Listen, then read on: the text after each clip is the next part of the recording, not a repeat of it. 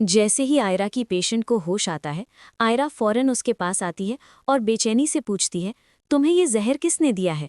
लड़की कमज़ोर आवाज़ में रोते हुए आयरा को बताती है, मैं एक पार्टी में गई थी। वहाँ फारिया ने मुझे कोई नशावर चीज़ पिलाई और उसके बाद मेरी वीडियोस बनाकर इंटरनेट पर अपलोड कर दी।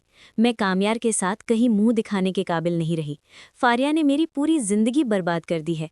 ये सुनकर आयरा के चेहरे पर होश उड़ जाते हैं। वो फौरन पूछती है, तो फिर ये जहर किसने दिया? लड़की फूट फूट कर रोती है और कहती है, डॉक्टर साहिबा, मुझे किसी ने जहर नहीं दिया। मैं खुद अपनी ज़िंदगी से तंग आ गई थी। लोग मेरे बारे में गंदी बातें कर रहे थे। मेरे माँ बाप को धमकियाँ मिल रही थी कि अगर मैंने ज़ुबान खोली तो मुझे जान से मार दिया जाएगा। मैं अपने माँ बाप को बचाना चाहती थी, इसीलिए मैंने खुद जहर खा लिया। फारिया बहुत ख़तरनाक लड़की है, इसी ने मुझे इस दलदल में फंसाया है।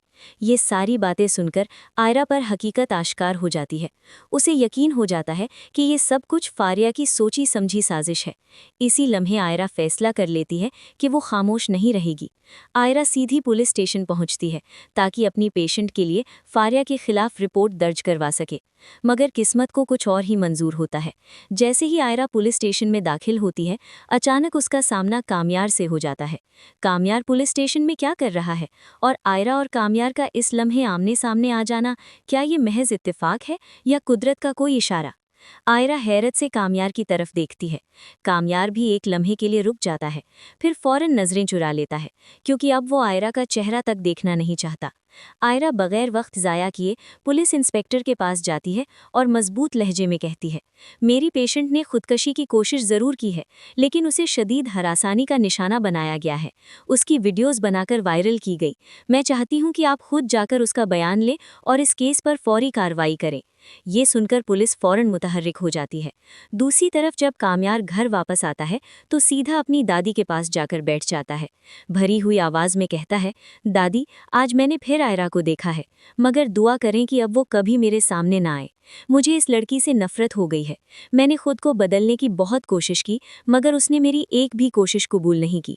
उल्टा मुझे धक्के देकर अपनी ज़िंदगी से निकाल दिया। मैं अब ज़िंदगी से तंग आ चुका हूँ। दादी, दुआ करें कि मैं मर जाऊँ।